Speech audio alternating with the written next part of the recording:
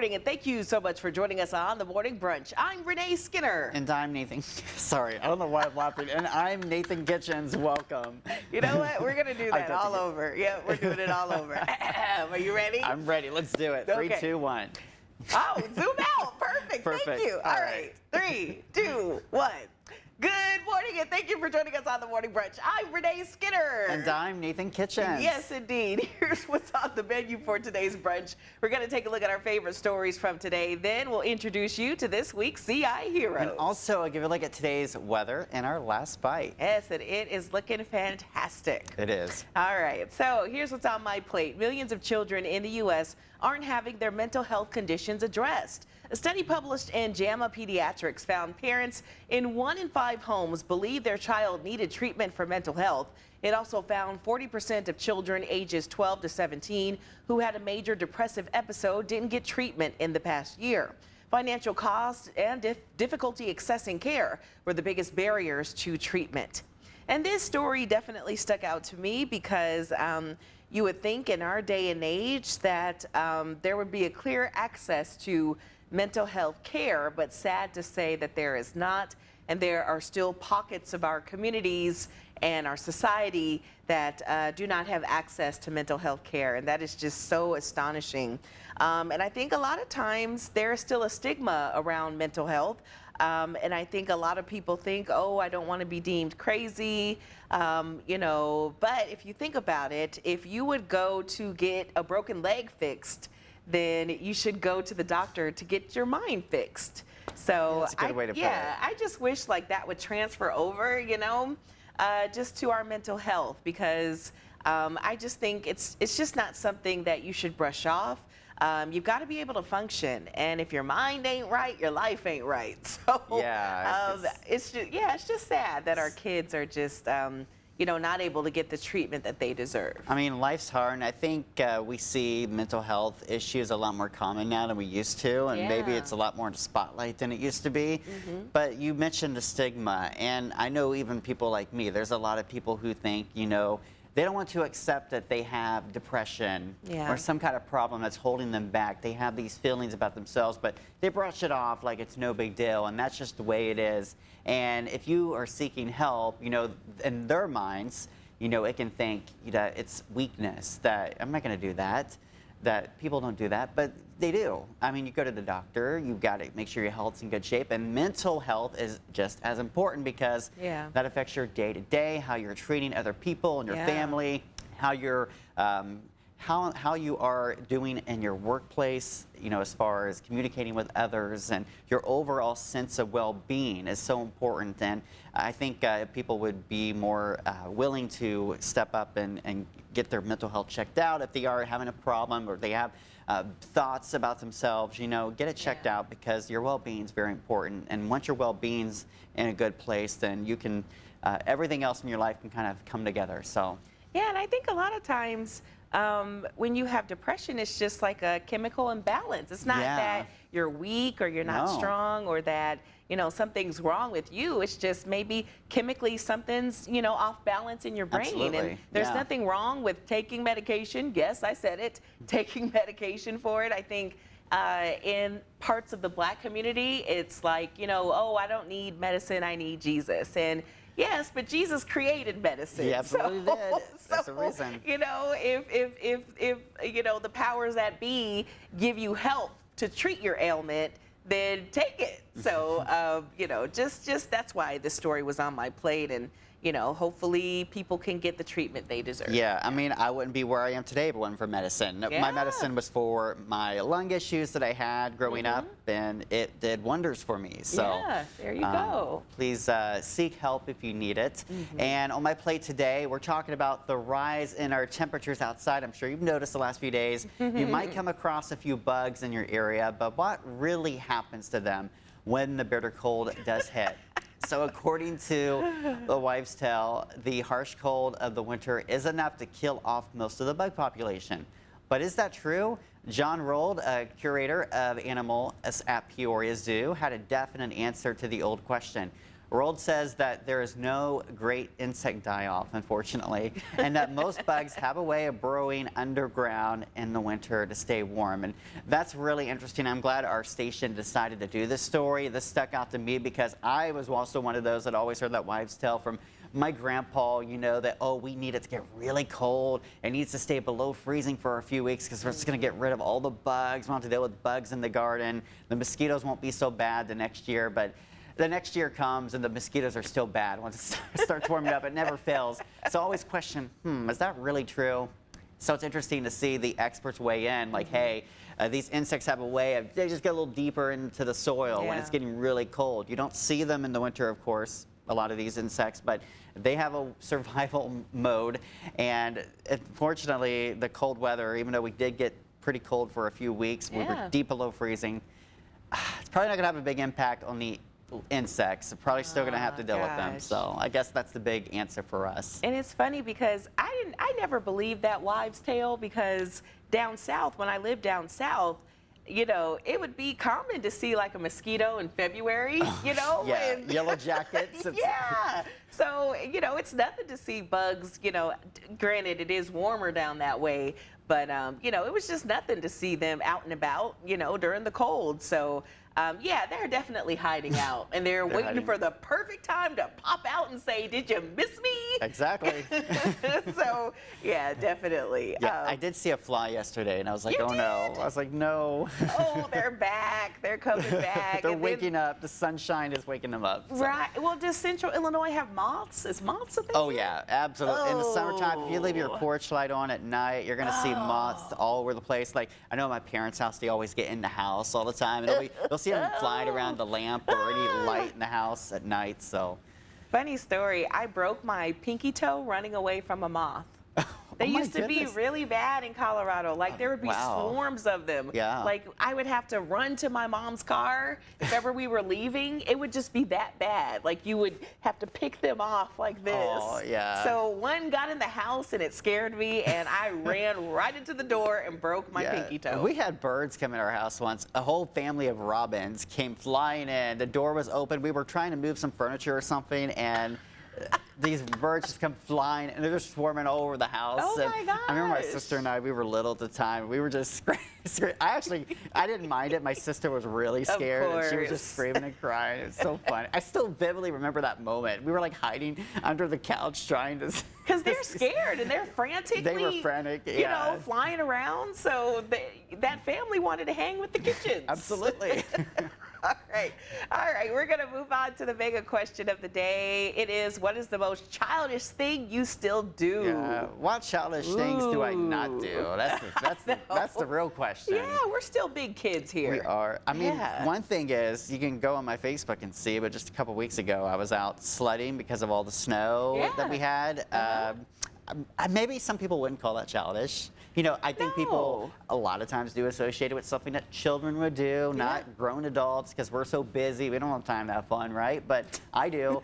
So on weekends when there is snow, you'll find me out sledding. That's one thing I love to do. But I'll just find myself on weekends. I don't have access to SpongeBob and stuff like during the week. Well, actually, I think I do on Amazon Prime. Amazon Prime. Okay, but I don't watch it. Paramount, I think. I will find myself, like, because my parents have satellite TV, and I'll be there sometimes on weekends, and I'll just be going through the channels. SpongeBob will be on. I'll just sit there for like an hour and watch SpongeBob. No shame. Oh my goodness. It just takes me back. It just, I don't know. It just, the humor in it, it just takes me back to my childhood days. Yeah. And, they don't make good cartoons like that anymore. Don't. I'll never get too old to not enjoy SpongeBob. And the earlier seasons of SpongeBob are better than the newer ones, I will say. And I think just being, I'm sure parents are kind of this way too, but just being around kids, like when I'm around my niece and nephews, it definitely makes me a kid. I will build Legos with them. And I get very competitive too, because they're getting old enough now that they're getting good at stuff. And it's like, I got to step up my game and actually put an effort now, like when we're playing tag and football and stuff. Cause they're better than I am. You got to make them make you feel young, you know? Exactly. I would say one childish thing I still do is I watch cartoons. I do. I love cartoons. There's this show called Adventure Time that I just love. I don't know. You ask your Your niece and nephew, do you have niece and nephews? Yes, one niece, three nephews. Oh, so, wow. Yeah. Ask them if they like Adventure Time. Okay. Yeah, so that's one cartoon I really love. There's a graphic novel of the cartoon that I have too. Like, Oh, yeah. Okay, yeah. What else? I watched The Simpsons. I watched. Oh, I love The Simpsons. Me too. I Yeah. love them. If you ever want my Disney Plus password, just let me know. Oh, that's you can nice. watch The Simpsons. Oh, I did have Disney Plus, but then You need to get it back. That's where all the cartoons are. Okay, Yeah. yeah. But yeah, so hopefully you can be a child for a day or two. I don't know. We're going to take a commercial break. Wish we could take a nap like a kid, Oh, but no. Wouldn't it be great? We need nap time. We Let's do. bring that. We should make that a mandatory thing. Right, like they did in kindergarten. Yeah. You know? Just bring a blankie and sit down. Don't you go to sleep on us, though. We'll be right back.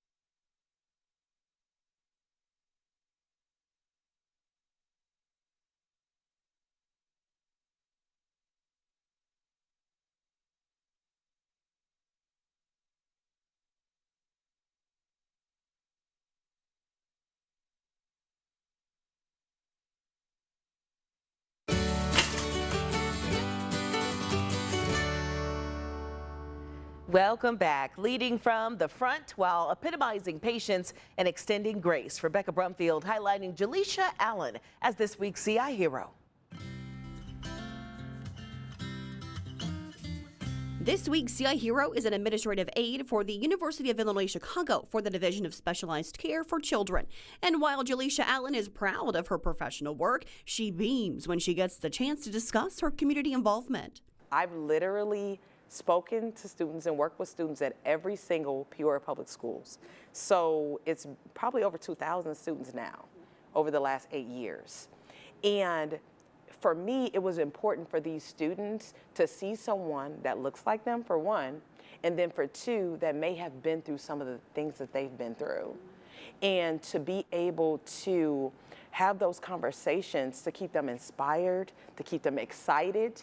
Allen is the 2025 Mrs. Illinois Black United States. She's also the Greater Peoria chapter editor for Jack and Jill of America, Inc. And she's part of the most recent class of WTVP's 40 Leaders Under 40 Award.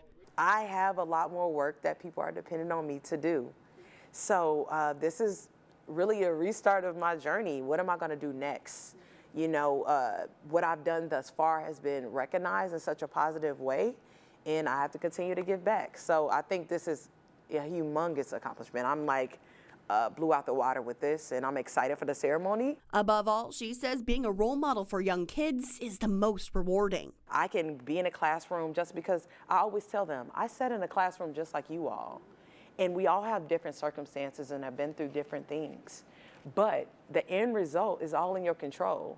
You can be a leader in a community, you can inspire other people around you, and you can do things that make a difference. Aside from the accolades and accomplishments, she knows her servant's heart is how she'll continue to impact our region for the better. In Peoria, Rebecca Brumfield, WMBD News. And you can nominate someone in your community to be our next CI hero. The submission form is underneath the community tab on ciproud.com. All right, topic number 1. For decades, going to the movies was a weekend tradition, but now many are asking whether movie theaters are slowly dying. One sign is what's happened to AMC, the nation's largest theater chain. At its peak a few years ago, AMC stock was soaring, but today it's lost most of its value. To put it in perspective, a $10,000 investment in 2021 would be worth just over $17 today, reflecting on how hard the business has been hit. Experts say the problems go beyond just AMC. Streaming has changed how people watch movies. Studios are putting films online faster, and the cost of tickets and concessions continues to rise. Many theater chains are still carrying debt from the pandemic, making it hard to keep up. Analysts say more theaters may not disappear, but the days of weekly trips to see the latest film may be over, with movies becoming more of a special occasion than a routine. Yeah, I can definitely see that happening. I mean, who wouldn't want to stay home and watch a movie? I know, and you got free food right there. You don't have to worry about being quiet, and you just kind of. You can pause the movie. You can do whatever you want. You can wear what you want. You know, if you don't want to be presentable for the movie theater. I know, like where my grandma lives, it's a small town in Indiana. They had a movie theater that was there for many, many years, and it closed like a year ago. And they said it was related to the debt from the pandemic and stuff. They just could not recover. Yeah. And with the rise of streaming, I don't think they were just getting the number of people they did before. So I wonder if that's going to start to be more of a trend. But yeah, I haven't been to the movies in a while. Last movie I saw was Twisters back in 2024. So. Yeah. I remember when that came out. I think I went to see that too. Yeah, it was good. I was. I would say that people should be able to stream and take in movies how they want to, but still keep in mind that local theaters still need us to contribute and still need our support, because there's nothing like going to a movie where there's surround sound, there's a big screen, you've got your popcorn there. It's the experience. You're not going to get it home. So, and then you get to watch it with strangers, and you all get to have the same reaction to different scenes. It can, it can be a fun experience going to the movies. So I would say keep that in mind, maybe on special occasions, or if there's a movie you really want to see, go to the movies and see it. So. Yeah, I remember when I went to the IMAX theater. I was probably in 2nd or 3rd grade, and that was such an amazing experience. See everything right pop out in front of you. Man, I don't think I've been back since, but I would need to go. Yeah. It's great. I think the last time I went to IMAX was when they re-released The Lion King. Okay, I'm telling my age. I think it was The Lion King that I saw when I went there. So. It was incredible. So, yeah. All right. Well, people online have been saying that one of the best ways to make friends right now is to just go to dinner at a stranger's house. Oh, yeah, right. Makes total sense. Well, now people are taking advantage and are starting to charge for a delicious dinner. One couple in New York who host one event have had to implement a pay-what-you-wish sliding scale starting at $65. No. Because they believe everyone deserves a spot at the table, as long as you pay me $65. But they say everyone is welcome, and according to the New York Post, they don't ask for demographic information or anything. Just if you are a repeat visitor, they will sit you next to a new person. So what? That is so weird. I don't get it. fully get it either. Okay, let's rewind this. Okay. Okay. So people are making you pay in order to meet new people at their home and eat next to them? Essentially, that's the gist of it, I think. What? I would not do that. Like, where and why do you have to charge? I know, make it free. Yeah, Life's or hard at least enough tell them to bring a side. That's it. If you're gonna charge. I'm not paying $65 to eat at a stranger's You house. might as well go online, make Facebook friends online, and do that. Exactly. Yeah. Or Facebook Marketplace. Here we go. Yeah. Oh, wait, not Marketplace. I meant Dating, Facebook dating. Basic dating, not Marketplace. Goodness. Nathan's got a profile up there. No, I'm just kidding. I'm just kidding. Nathan does not have a JK. profile on Facebook dating, okay? Well, wait, did I just read this? Oh, here, I'll take Okay, it over. okay. Let me read. Okay, a recent survey asked the question, are we doing too much monitoring of our lives? Did we read this? Oh my gosh. The warranty company American Home Shield found that some people are developing hyper monitoring habits, as in they can't stop looking at their doorbell cameras. Almost 80% of Americans have home security cameras. About half of them specifically have doorbell cameras. Almost half say they check them every day. Many people reported they use their cameras to spy on their kids, neighbors, and workers around their home. And That's I know funny. I used to have a co-anchor who he would be on that, surveillance video all the time. Yep. He'd be like, oh, that neighbor walked across my grass, or So I just feel like that would make me anxious. So I would check it, maybe not at work, but maybe at home, just to make sure the vicinity is safe. Exactly. But I can't see myself pulling out my phone and just periodically checking my doorbell You camera. shouldn't be that anxious. No. If you are, there's a problem. Yeah, you need to move to different neighborhoods. Yeah, I know, I have a grandmother. She lives alone, so I put up some security cameras a few years ago, and Oh, I have, good. of course, access to them, so I can look whenever I want. Usually, if I'm looking at them, I'm looking to see how many stray cats are out there, because they all line up every morning about 5:30. They have every day at the same time. They have a routine. They line up by the door and get ready for her to come out and That feed is them. so I always look to make cute. sure and count how many cats are out there, and then I'll see a raccoon pop up. So it's always Of kind of course. entertaining to just see the animals that come along, or just make sure there's nothing weird going on. But Yeah. it's good to have that. Otherwise I don't look at it too often. I'm not gonna spy on her or anything. I mean, Yeah, I agree. That's kind of they're creepy. only on the outside. I don't have them in the house or anything. Right. Okay, well, that's good. Yeah. All right, well, if you spent Valentine's Day dancing alone, maybe that's because your moves weren't good enough. Ooh. But now the question lies with what moves are good enough? Not this guy's right here. Whipping the hair back and forth. I know. Well, we've got the solution for you. A study conducted by British scientists says the research What? was based strictly on movement and not by physical appearance. Apparently, women like upper body movements with big gestures and wide arm swings. Bending and twisting the knee was also a winning move. As for what not to do, no arm movement while you just walk around. So No arm movement? Okay. yeah, if you've got the More you dance know. moves, show it off. Okay. Like, don't just maybe put a little jazz into it. What's your Little jazz. go-to move? I don't really. I usually try to do like the sprinkler, like Whoa. basically the arm movements, Nathan. Or I whip my hair back and forth, Oh my I don't gosh, have we've much hair got to to whip back and upgrade forth. you. I need my help God. with Do you know how to dancing. do the stanky leg? I used to, but. We'll teach But you. you just stand on one leg and then you. Yeah, you kind of Yeah. go like. Well, I've done whoop, that, whoop. yeah. Yeah. Okay. He's somewhat hip. I used to do salsa dance. I bet your hips don't lie, buddy. All right, we're gonna take a break. We'll be right back.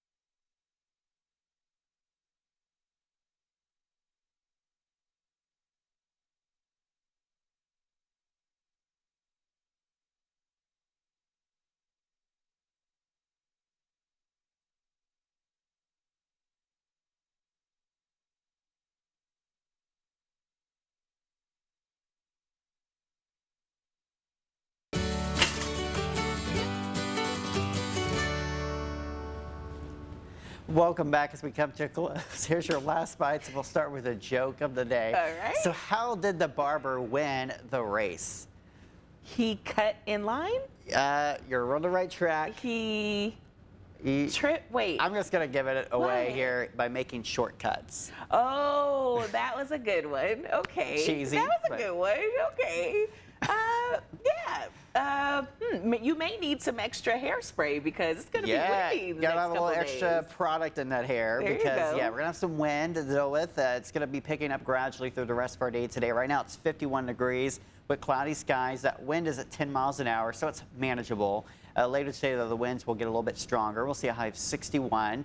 Overnight tonight, our low temperature, get this, that'll be 30 degrees warmer than where we should be for an overnight low. So that puts in Nice. perspective of how unusual the weather is right now. Tomorrow we'll see a record day likely at 68 degrees. But then, yeah, winter is going to come back. By the weekend, we'll be freezing again, and we'll have lows in the teens and 20s. So It's coming back with a vengeance. It is. It's like, you forgot about me? ain't over yet. Right. Okay. All right. Well, thanks, Nathan. That's all the time we have for you this morning. Have a great day, and we will see you tomorrow.